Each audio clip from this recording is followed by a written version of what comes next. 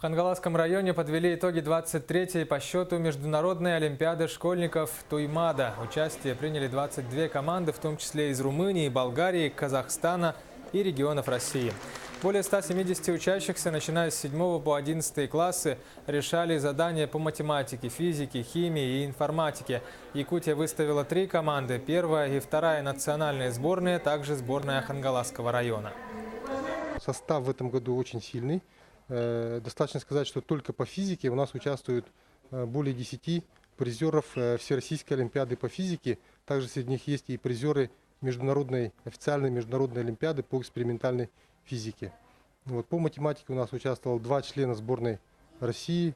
Ну и, как и ожидалось, они заняли первое место. Надо отметить, что абсолютным победителем по математике в младшей лиге стал Максим Андреев, учащийся школы номер 5 города Якутска.